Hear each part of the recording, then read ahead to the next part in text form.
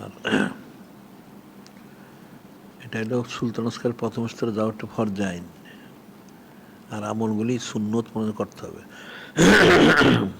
রিডিমের জন্য আমাদের কিতাবগুলি পাঠ করতে হবে। আর অনন্তকাল সেইদুল আয়শরী মাহফিল পালন করতে হবে। মজলিসে আসতে পারলে ভালো, যদি না আসতে পারা যায় তাহলে সিরাতুল মুস্তাকিমের সংযোগ নিয়ে শুনতে হবে। আর প্রতিদিন কোরআন শরীফ তেলাওয়াত করতে হবে। আর যারা বায়াত হও তাদের নিয়ত করতে হবে যে আমি ওলি আল্লাহর জন্য বায়াত হলাম, এটা মনে রাখতে হবে। এখন নিয়ত অনুযায়ী নিয়তুল মোমেনে খরিমিন আমলিহি, মনে নিয়ত অনুযায়ী তার ফায়দা লাভ করবে সে। মানুষের নিয়তটাই শুদ্ধ না, নিয়ত করতে হবে। আবার এর সাথে সাথে আকিদাগুলি বিশুদ্ধ করতে হবে। আকিদা বিশুদ্ধ করতে হস্ত জন পোষণ করতে হবে, আদব সরাবত রক্ষা করতে হবে।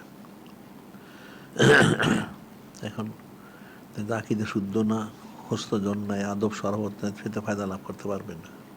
কঠিন বিষয়। উবাই বিন সুলুল 9 বছর সৌদিকদের করলো। আবু জাহেল আবুল আব তো অনেক বছর, বলতে গেলে 53 বছর। এরপরে এরা ধ্বংস হয়ে গেল কেন? যেহেতু এদের আকিদা অশুদ্ধ ছিল, হস্তজন ছিল না, আদব সরাবত ছিল না, এই জন্য ধ্বংস হয়ে গেছে। এই জন্য আকিদাগুলি বিশুদ্ধ করতে হবে, হস্তজন পোষণ করতে হবে। আর এটা তো পুরো শরীয়তটাই কুল্লু আদব, শরীয়ত, তরিকত, এলমে, তাসব সবটাই আদবের অন্তর্ভুক্ত। আদবের বাইরে থাকলে কোনোদিন সে ফায়দা লাভ করতে পারবে না। এই জন্য যে জালালউদ্দিন রুমি রহমতুল্লাহ ওনার মস্তফা শরীফের শুতে লেখছেন, আজ খোদা জয়াম তাওফকে আদব, বেয়াদব মাহরুম গাছ আর লুৎফের রব, আজ খোদা জয়াম তাওফিকে আদব। আল্লাহ বলেছে আমি আদব চাচ্ছি, কারণ বেয়াদব যিনি খলিক, যিনি মালিক আল্লাহ পাক, যিনি নূরে মুজাসসাম হাবিবুল্লাহ হুজুর পাক তোমাদের রহমত থেকে বঞ্চিত হয়, নাউজুবিল্লাহ। এটা অনেক কঠিন বিষয়, সূক্ষ্ম বিষয়।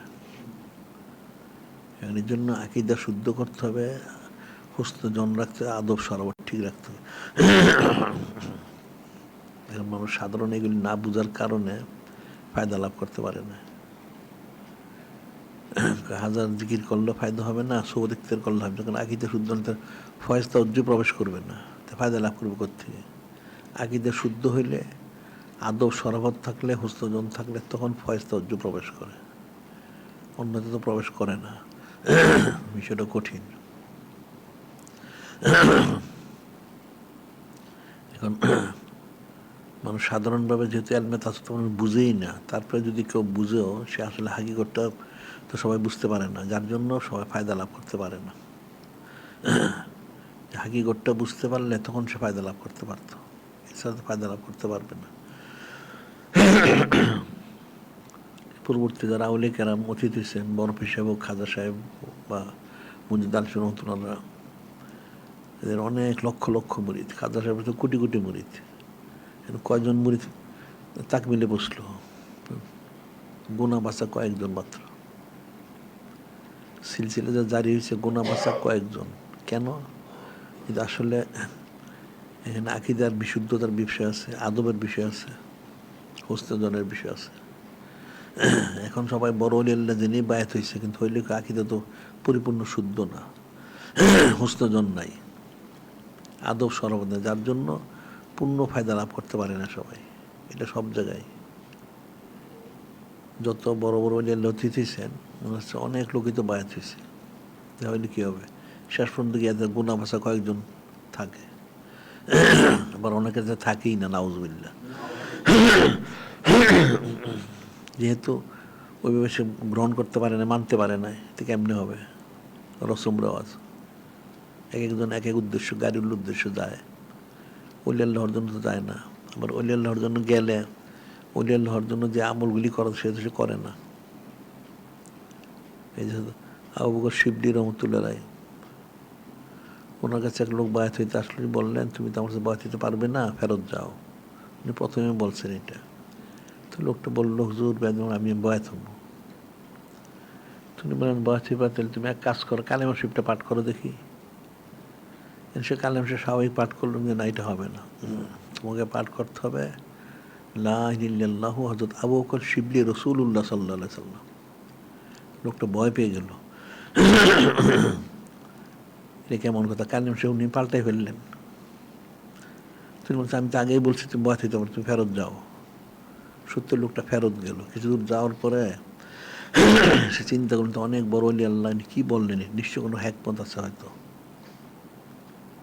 সে আবার ফিরে আসলো, ফিরে এসে বললো যে আমাকে বায়াত করান। উনি আবার বললেন না, তুমি বায়াত দিতে পারবো না। সে অনেক কাগজ মিনতি করলো, ঠিক আছে তাহলে আবার কালেম সে পাঠ করো।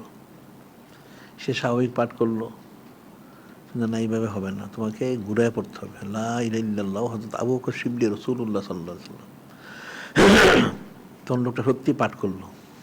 যখন পাঠ করলো, দেখে আবার তওবা করাইলেন যে তুমি আবার শুধরায় পড়ো, কালেমা শরীফ ঠিক মতো পড়েন। তিনি বলেন যে আসলে তোমাকে তো আমার কালেমা শরীফ পরিবর্তন আমার উদ্দেশ্য না। আমার উদ্দেশ্য হয়েছে তোমার যদি আকীদা বিশুদ্ধ না হয়, হস্তজন না থাকে আমার প্রতি, জীবনে কোনো দিন তুমি ফয়সার্য পাবে না, 1000 বছর ঘুরলে পাবে না। তোমার আকীদারও শুদ্ধ হইতে হবে, হস্তজন থাকতে হবে, তোমার আদব সরাবত থাকতে হবে। এই জন্য তোমাকে আমি কালেমা শরীফ ঘুরায় পাঠ করাইছি, অন্য কিছু না। তো বিষয়টা কঠিন বিষয়। এখন ওলি আল্লাহর নিয়ত করতে হবে, ঠিকই আছে, নিয়ত করার সাথে সাথে আকীদার শুদ্ধ করতে হবে, হস্তজন ঠিক করতে হবে, আদব সরবত ঠিক করতে হবে, তখন সে ফায়দা লাভ করে। এছাড়া ফায়দা লাভ করতে পারবে না, 1000 বছরে মেহনত করলেও পাবে না। কারণ ফয়জ তো তার মধ্যে প্রবেশ করবেই না। ফয়জ তার কোনো পাহাড় পর্বত না, এটা সূক্ষ্ম জিনিস, এটা নূর, এটা নূর প্রবেশ করে। এই নূরটা তো কখনই প্রবেশ করবে না। প্রবেশ করবে যখন তার আকীদাটা শুদ্ধ হবে তখন, এছাড়া কখনই প্রবেশ করবে না। তাহলে তো উবাই বিন সুলুল অনেক বড় ফায়দা লাভ করতে পারত। ওটা কিতাবাতের লেখে যে মদিনা শরীফে উবাই বিন সুলুল যখন ঈমান আনলো সুরতান, নূরে মুজাসসাম হাবিবুল্লাহ হুজুর পাক সাল্লাল্লাহু আলাইহি যখন তাশরিফ আনতেন বাইরে, তখন আফজাল উন্নাস বাদাল আম্বিয়া হযরত সিদ্দিক উনি সবসময় থাকতেন। আবার সাথে সাথে উবাই বিন সুলুলটা থাকতো সব সময়। তা আফজাল উন্নাস বাদাল আম্বিয়া হযরত সিদ্দিক, ওনার উদ্দেশ্য ছিল যে নূরে মুজাসসাম হাবিবুল্লাহ হুজুর পাক সাল্লাল্লাহু আলাইহি খেদমত করে ওনাকে খুশি করা যেভাবেই হোক। আর ওই মুনাফিকটার উদ্দেশ্য ছিল কিভাবে ফিতনা সৃষ্টি করা যায়, নাউজুবিল্লাহ। যার জন্য সে ওই মুনাফিক সে মারা গেছে, সে তো ফায়দা লাভ করতে পারে না। বিষয়টা কঠিন। নাকি যদি শুদ্ধ না হয়, হস্তজন না থাকে, কোনো দিন ফায়দা লাভ করতে পারবে না। এটা কঠিন বিষয়। ক্যালমে তাসব অনেক সহজ, অনেক কঠিন। আকীদা শুদ্ধ হলে খুব সহজ হয়ে যায়, আকীদায় ত্রুটি থাকলে কোনোদিন সেটা হাসিল করা সম্ভব না। বিষয়টা তো সূক্ষ্ম বিষয়। এখন যেন জিকির করতে হবে বেশি বেশি। জিকির করলে যদি আকীদা শুদ্ধ হয়, হস্তজন হয়, আদব সর্বজ শিখতে পারে, বিষয়টা এটাও সূক্ষ্ম বিষয়। আল্লাহ ইখতাসসু বিরহমতি মাইয়াশা, আল্লাহ যাকে ইচ্ছে তাকে রহমত দ্বারা বেষ্টন করেন, তাকে রহমত দান করেন, কবুল করেন ইত্যাদি। আল্লাহ তো কোনো দিন হবে না। এত বড় বড় সিলসিলা, বড় বড় ওলি আল্লাহ অনেক অতীত হয়েছে, তো অন্য লোক কই, সিলসিলা কই, কিন্তু খবর নাই। প্রত্যেকটা সিলসিলা দেখা যায় হয়তো 1 পুরুষ 2 পুরুষ, এর পর নাই। নাই হয় কেন? আসলে পরবর্তী সময় তারা জিকির ফিকির করে না, এবং সেরকম সোধ তারা পায় না, যেহেতু তারা সেটা করে নাই।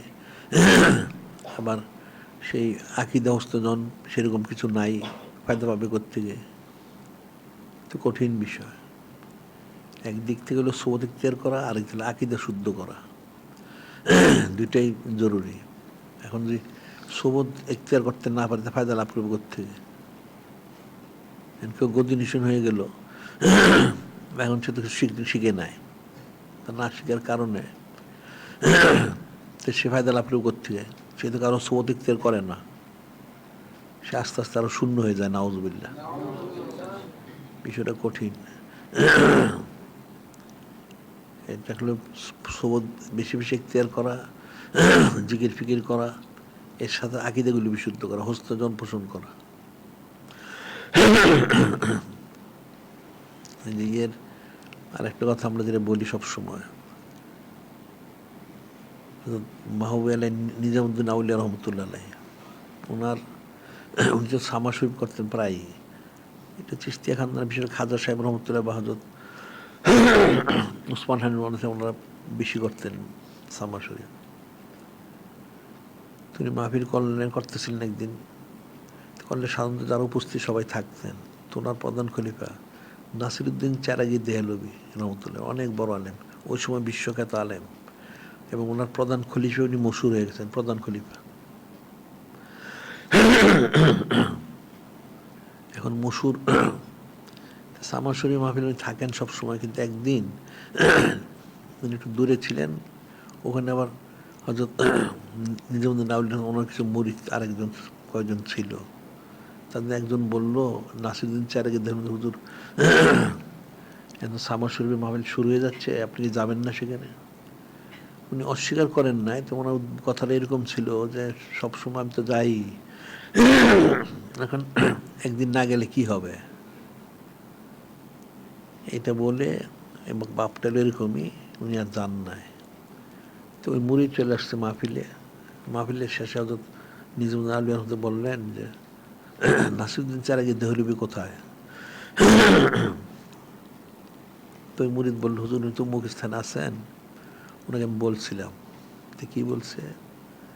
তো ওনার কথা এরকম যে সবসময় আমি যাই, একদিন না গেলে কি হবে? ও ঠিক আছে। উনি শুধু বললেন, হক হামিয়াজ থেকে উ গোফতা, হক হামিয়াজ থেকে উ গোফতা। হ্যাঁ, সে যা বলেছে ঠিকই বলেছে, সব তো আসার দরকার নাই, সবসময় আসার দরকার নেই, ঠিকই বলেছে। এতটুকুনি বললেন, ওনার সব সলভ হয়ে গেল। উনি আর কাউকে ওনার যা দেওয়া ছিল দিয়ে দেওয়ার মতো কাউকে পেলেন না। ওনার ইন্তেকালের সময় ওনার যা দেওয়া ছিল ওনার আগে প্রধান খলিফ হিসেবে ওনার কবরে সব দাফন করে দেওয়া হলো।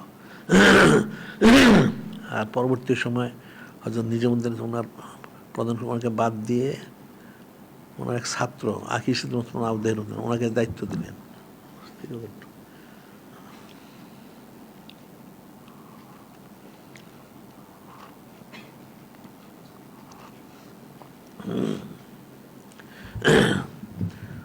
ছাত্র ওনার মাদ্রাসা পড়া শেষ হয় না তখন, তিনি নিজামুদ্দিন আউলিয়াকে বললেন, ওনাকে দায়িত্ব দিলেন ওনার প্রধান খলিফা। তিনি বললেন, ওনার সময় প্রায় শেষ, তো ওনাকে বললেন, তুমি পড়াশোনা শেষ করে তুমি বাংলার মুলুকে যাবে, তোমার হেদায়েতের কেন্দ্র বাংলার মুলুক। তো উনি বললেন, হুজুর বেয়াদবি মাফ করবেন, একটা বাংলা একটা বড় আলেম আছে একজন, শেখ আলাউল হক, এই লোকটা অনেক ফেতনা করে, যে কোনো আউলিয়া কেরাম গেল এলাকায় তার অনেক ছাত্র আছে নিয়ে গিয়ে ফেতনা করে। তুমি যে ঠিক আছে, তুমি চিন্তা করো না, তুমি যাও, তোমার মুরিদ হয়ে যাবে। যাই হোক, উনি আসলেন, ওই লোক তো তার অনেক মুরিদ, আসার পরে সেই লোক অনেক মুরিদ নিয়ে আসলে উদ্দেশ্য ছিল ফেতনা করার, কিন্তু যেহেতু ওনার শায়েখ ওনার দোয়া আছে, উনি মাহফিল করলেন, তালিম দিলেন, পরে সেই লোক আপসাবে সেই সব লোক নিয়ে বায়ত হয়ে গেল। সুবহানাল্লাহ। এখন আকীদার বিষয়টা, এখন আকিস সিরাজ ওসমান আউদ্দিন রহমতুল্লাহ আলাইহি ওনাকে উনি খলিফা করলেন, আর ওদিকে নাসিরুদ্দিন চারাগি দেহলভি ওনাকে খেলাফত থেকে খলিফা প্রদান করে ওনাকে খেলাফত দেওয়া হয়েছে, উনি মশহুরও হয়েছেন, আবার বিশ্বখ্যাত আলেম। তাই আকিস ওসমান বিশ্বখ্যাত আলেম হইতে পারেন না, মাত্র ফারাই হয়েছেন মাদ্রাসার থেকে, পরবর্তী সময় মশহুর হয়েছেন। কিন্তু ওই আকীদার কারণে একজনের সব শেষ হয়ে গেল, আরেকজনের বিরাট ফজিলত লাভ করলেন। আর কি বললেন, হক হামিয়াজকে ও গোফতা, সে যা বলছে এটা ঠিকই আছে, সবসময় আসতে হয় না, না আসলে কি হয়, সব সলভ হয়ে যায়। নাউজুবিল্লাহ। বিষয়টা কঠিন, আদবটা কিরকম, বিষয়টা তো কঠিন, হাজারো অনেক অকে আছে। এই জন্য আকীদা শুদ্ধ রাখতে হবে, হস্তজন রাখতে হবে, আদব সর্বদা রক্ষা করতে হবে, তাইলে সে বেশি সওয়াদ ইখতিয়ার করতে পারে জিকির, তাহলে ওই বড় ওলি আল্লাহ হইতে পারবে, এছাড়া কোনোদিন বড় ওলি হইতে পারবে না। এটা তার মুফতে পাওয়া যায় না কোনো জিনিস, কিন্তু কুদরতি ফয়সালা। আর যদি ফিকির করা হাকিকি, এটা আসলে একজন কামেল শায়েখ ওলি আল্লাহ যদি সত্যি কামেল শায়েখ হয়ে থাকেন, তাহলে তো উনি নূরে মুজাসসাম হাবিবুল্লাহ হুজুর পাক সাল্লাল্লাহু আলাইহি ওয়াসাল্লাম দ্বারা নিয়ন্ত্রিত হবেন, নিজের থেকে করার কোনো সুযোগ নাই। তাইলে ওনার কাছে সে চাইলেই তো শুধু পাবে না, তার ওই যোগ্য যখন সেই আকীদা শুদ্ধ হবে, তখন কুদরতি ফয়সালা হবে। আকীদা অশুদ্ধ, সে কোনোদিন ফায়দা লাভ করতে পারবে না। সুরতান পারবে, কিন্তু আস্তে সেটা সব কিছু তার সলভ হয়ে যাবে, গায়েব হয়ে যাবে, সে পারবে না, কঠিন বিষয়। এই জন্য জিকির ফিকির করা উচিত, বেশি বেশি সওয়াদ ইখতিয়ার করা উচিত, আর এই যা আদেশ নির্দেশগুলো সেগুলো পালন করা উচিত। এগুলি পালন না করতে পারলে তো ফায়দা লাভ করা যাবে না। এখন মানুষ বায়াত গ্রহণ করে, আরে বায়াত অর্থ কি? বায়াত তো বিক্রি হওয়া। কেউ যদি বিক্রি হয়ে যায়, তাহলে তার তো কোনো ক্ষমতা থাকে না। ওই যে বুজুর্গ ওলি আল্লাহর ঘটনা আমরা বলি সব সময়, যিনি বাজার থেকে একটা গোলাম কিনে আনলেন, ওই গোলামটা মাঝে বিক্রি হয়ে গেছে, উনি পয়সাতে কিনে আনছেন, বিক্রি হয়ে গেছে। এনে কিছুক্ষণ পরে তাকে জিজ্ঞাসা করলেন, তখন একটা গোলাম আনছেন, তখন গোলামের কী কাজ কাম, কী করবে না করবে, তার কী খবর। তো নেওয়ার জন্য বললেন যে তুমি কী কাজ করবে বা কোন কাজ জানো? সে বলল, হুজুর আপনি যেই কাজ দিবেন আমি সেটাই করবো, আমি তো গোলাম, মানে বিক্রি হয়ে গেছি। আচ্ছা, তাহলে তুমি কি খাও, কি খাবে? আমি যেটা দিবেন সেটাই খাবো, আমার তো রেখতেন, আমি তো বিক্রি হয়ে গেছি, আমি গোলাম। তাহলে কি পড়বে? আপনি যেটা দিবেন, কারণ বিক্রি তো গোলাম, তার তো কোনো ইখতিয়ার থাকতে পারে না, আপনি যা দিবেন সেটাই আমি পড়বো। কোথায় থাকবে? যেখানে রাখবেন, যেহেতু গোলাম তো বিক্রি হয়েছে, তার তো কোনো ইখতিয়ার থাকতে পারে না। আচ্ছা, সেজন্য তোমার নামটা কি? আপনি যে নামে ডাকবেন, গোলামের কোনো নাম নেই, গোলামের নাম তো গোলামি। তখন বুজুর্গ ব্যক্তি কাঁদতে থাকলেন। যখন কাঁদতে থাকলেন, ওনার মুরিদ মোতাকার যারা ছিল সবাই তাজ্জুব হইল, এটা কী ব্যাপার? উনি জিজ্ঞাসা করলেন গোলামকে, গোলাম তো জব সঠিকই দিছে, কী কাজ করবে, যে কাজ দিবেন তো স্বাভাবিক, তো সেটাই তো করতে হবে গোলামের, তার কোনো ইখতিয়ার নাই। তাইলে কী খাবে? যা খাওয়াইবেন। গোলাম তো দাবি করতে পারে না। কোথায় থাকবে? যেখানে রাখবেন। কি পড়বে? যেটা দিবেন। শেষ পর্যন্ত নামটা কি? গোলামের তো কোনো নাম নাই, মনিবে যে নামে ডাকে সেটাই গোলামের নাম। তো উনি কানলেন, মুরিদরা বলল, সে তো সঠিক জব দিয়েছে। হ্যাঁ, সঠিক জব দেওয়ার জন্যই তো আমি কাঁদতেছি, যে আমার বয়স 40, 50, 60, 70, 80 বছর হয়ে গেছে, এখন আমি আমার মঠটা, যিনি খলিক, যিনি মালিক, রহমান হচ্ছে মিলাইতে পারলাম না। আর এই গোলামটাকে আমি পয়সাতে কিনে আনছি, বানাই নাই। যিনি খলিক, যিনি মালিক, তিনি আমাকে তৈরি করছেন, তাকে আমি পয়সা দিয়ে নিছি। যদি আমার চেয়ে পয়সা কেউ বেশি দিতে পারতো, সে নিয়ে যেত। মাত্র কয়েক ঘন্টা হইল, নিয়ে আসলাম। এতে সে তার মঠটা আমার মতের সাথে মিলাই দিল, কোনো চুচারা কিলোকাল নাই। এই জন্য আমি কাঁদতেছি। গোলাম হলে তো এরকম হইতো যে বিক্রি হয়ে যায়, তার তো মত থাকতে পারে না। যদি সে মত পেশ করে, তাহলে তার বিক্রি, তার তো এটা অশুদ্ধ হয়ে গেল। আসলে সে বিক্রি হয় নাই, সে প্রতারণা করছে। যদি সত্যি কেউ মুরিদ, তার এরকম হইতে হবে, তাহলে সে মুরিদ, তাহলে সে তো মুরিদ হইতে পারে না। একটা হলো মুরিদ বায়াত হওয়া মানে বিক্রি হওয়া, আর মুরিদ অর্থ হলো ইচ্ছা করা। মুরিদ ইচ্ছা প্রকাশ করবে, যে তার ইচ্ছাটা কি, গায়রুল্লাহ নাকি মোহাম্মদ মারিফত, ইচ্ছা অনুযায়ী ফয়সালা হবে। যদি সে মোহাম্মদ মারিফত চায়, তাহলে তো সে ইখতিয়ার তার নাই, ছেড়ে দিতে হবে। এটা কিন্তু কোরআন শরীফে আল্লাহ বলছেন, মুমিনের খুসুসিয়ত, মা কানা লিমুমিনিন ওয়ালা মুমিনাতিন, মা কানা লিমুমিনিন মুমিনাতিন ইজা কাদাল্লাহু রাসূলুহু আমরান আইয়াকুনা লাহুমুল খায়রাতু মিন আমরিহিম মাইয়াসিলু ফাকাদ দাল্লা দালালাম মুবিনা। আল্লাহ বলেন, কোনো মোমেন পুরুষ মহিলা ছেলে মেয়ে জিন ইনসান কারোর জন্য জায়েজ হবে না যিনি খলিক, যিনি মালিক, যিনি মহল্লা পাক, যিনি নূরে মুজাসসাম হাবিবুল্লাহ হুজুর পাক সাল্লাল্লাহু আলাইহি ওয়াসাল্লাম যা আদেশ মোহর করেন নিষেধ তার মধ্যে নিজের মত পেশ করা, নিজের মত পেশ করলে সে প্রকাশ্য গুমরাহ, সে গুমরাহ হয়ে যাবে, নাউজুবিল্লাহ। কাজে মত তো থাকতে পারে না, যদি মত থাকে তাহলে সে জীবনে কেমন পর্যন্ত সে কোনোদিন ফয়সাজ্য পাবে না, কোনোদিন সে পাবে না। মত তার থাকতে পারে, বিনা চুচরা কিলোকাল সব মানতে হবে। আর ওইটাই যে কবি হাবিজ যে বলছেন, কিন্তু মানুষ তো আউলিয়া কেরামের কথা বুঝেই না। বোমায় সাজ্জাদ রঙ্গিন গারাত পীরে মগা গুয়াত কে সালেক বেখন যারা হরসে মঞ্জিলে বোমায় সাজ্জাদা রঙ্গিন কুন গারাত পীরে মগা গোয়াত। যদি তোমার জ্ঞান বৃদ্ধ শায়েক বলেন তুমি তোমার জায় নামাজটা সরবে ডুবাই দিও, কে সালেক বেখবর না বুয়াত যে রাহর আছে মঞ্জিলে হা কামেল শায়েক উনি তুমি কিভাবে তাকমিলে পৌঁছবে সেটা উনি জানেন, উনি বেখবর না। তাহলে যা বলবে সেটি মানবে, যদি না মানো তুমি কোনোদিন ফায়দা পাবে না, ফয়সাজ্য কোনোদিন পাবে না। তুমি বছর বছর থাকতে পারবা, কোনো অসুবিধা নেই, কিন্তু ফায়জ লাভ করতে পারবে না, তাকমিলে বুঝতে পারবেন না, কঠিন বিষয়। কাজে জিকির ফিকির করতে হবে, আকীদা শুদ্ধ হস্ত জন পোষণ করতে হবে, আদব সরাবত রক্ষা করতে হবে, সমস্ত আদেশগুলি পালন করতে হবে। এই জন্য যে হাদিসে বলা হয়েছে দেখো না, আর শাইখুল কাউমি কান্নেবে ফি উম্মতি,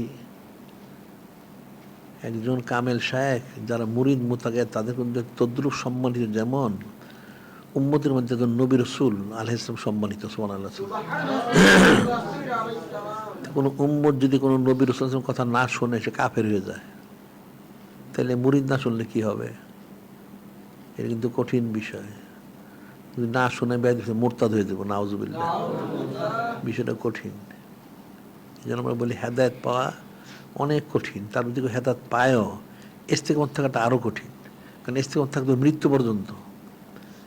হেদায়েত পাওয়াটা কঠিন, এরপর যদি কেউ পায় হেদায়েতটা, এখন হেদায়েত ইস্তেকামত থাকা হলো কঠিন, কারণ এটা তাকে মৃত্যু পর্যন্ত থাকতে হবে। মধ্যবর্তী ছেড়ে দিল সে গুমরা হয়ে যাবে, নাউজুবিল্লাহ। বিষয় তো কঠিন। জিকির আজকাল করতে হবে, সুবত ইখতিয়ার করতে হবে, আকীদাগুলি শুদ্ধ করতে হবে, আর যেগুলি বলা হয় তোমাদের সেগুলি পালন করতে হবে। বাদ ইশা বাদ ফজর 100 পাঠ করবে, 5 জারি করবে, এরপর সবকগুলি করবে। আর আমলগুলি সব সুন্নত মতো করার চেষ্টা করবে, যতটুকু জানো করো, যতটুকু পারো করলে, আর যেটা পারো না আবার কোশিশ করো। এখন যেটা পারো সেটা শুকরগুজারি করো, আল্লাহ নিয়ামত বৃদ্ধি করবেন। আর যেটা পারো না সেটা ইস্তেগফার করো, আল্লাহ তৌফিক দিবেন। সমস্ত আমলগুলি সুন্নত করতে হবে। আর ইলমের জন্য আমাদের কিতাবগুলি পড়বে, এটা আদব। বাজারে কিতাব পড়লে আকীদা শুদ্ধ থাকবে না, তোমার অজান্তে তুমি কাফের হইবে, নাউজুবিল্লাহ। আদব সমস্ত বই পুস্তক কোনো আদব সরবত নাই, তা আদব সরব যদি না থাকে সেটা সে সমর্থন করে, সেটা সে পরে গুরুত্ব দেয়, সে তো কাফের হয়ে যাবে, নাউজুবিল্লাহ। তো কঠিন বিষয় তো।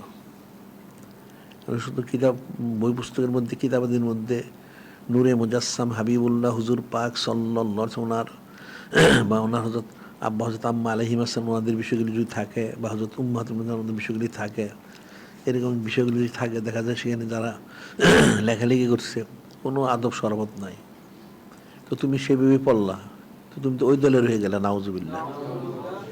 বিষয়টা কঠিন, মনে রাখবা। এই জন্য আমাদের কিতাবগুলি সংগ্রহগুলি পড়বে, অনেক ইলম আছে, যথেষ্ট। আমাদের যে কিতাব বের হয়েছে কম না তো, অনেক। এগুলি পড়লে যদি সবটা সবাই তো পড়ে না সবগুলি, আর সবগুলি সবাই জানেও না। যদি কেউ পড়তে পারে, সব আয়ত্ত করতে পারে, তাহলে একেবারে পৃথিবীর সবচেয়ে বড় আলেম হয়ে যাবে, সুবহানাল্লাহ। আয়ত্ত করতে হবে। যেমন ইমাম গাজ্জালী রহমতুল্লাহর জীবনীতে আছে, উনি পড়ছেন, অনেক ইলম অর্জন করছেন, সবগুলি নথিভুক্ত করছেন, কাগজে লেখছেন। কাগজে লেখে বস্তা বস্তা কাগজ নিয়ে বাড়িতে রওনা হয়েছেন, রাস্তায় ডাকাতে ধরছে, ধরে ওনার সব বস্তা নিয়ে গেছে। তো উনি এখন কী করবেন, টাকা পয়সা তো তেমন ছিল না, এগুলি ছিল। তিনি ডাকাতদের বললেন, আরে ডাকাত তোমরা আমার কি নদী তো আমার লেখা ইলিমের বিষয়টা কি, যে আমার আমি যা শিখছি এর মধ্যে লিপিবদ্ধ করা আছে। তা ডাকাতের সর্দারকে, আরে তুমি একটা দেখা যায় কেমন আলেম হয়েছো, তুমি কোন ধরনের আলেম, তোমার কি ইলিম সব কিতাবের মধ্যে, তোমার অন্তর মধ্যে কোনো ইলিম নাই, হ্যাঁ? এটা বলে বস্তাগুলি দিয়েছে, যাও নিয়ে যাও গেলে। এতে উনি খুব লজ্জিত হইলেন যে তুমি কি আলেম হইছ, তোমার ইলিম সব কাগজের মধ্যে, তোমার অন্তরের কোনো ইলিম নাই, তুমি কিসের আলেম, হ্যাঁ? বলে সেগুলো দিয়ে দিল। তো উনি বাড়িতে গেলে সব মুখস্থ করলেন, এখন মুখস্থ করে উনি বড় আলেম হয়ে গেলেন, সুবহানাল্লাহ। তা আমাদের কিন্তু অনেক কিছু লিপিবদ্ধ আছে, তো 600 বেশি কিতাব রেসালা সব সহ, আবার এদিকে মাসিক আলমারি 300 বেশি হয়ে গেছে, আর দৈনিক আলোচনা তো প্রতিদিন বেরোচ্ছে অনেক কিছুর মধ্যে। এগুলি যে আয়ত্ত করে জিজ্ঞেস করলে তোমরা সবটাকে বলতে পারবা না। তাই এগুলি ঠিক মতো আয়ত্ত করতে হলে তো এমনি যথেষ্ট, আর কোনো কিছু দরকার নাই।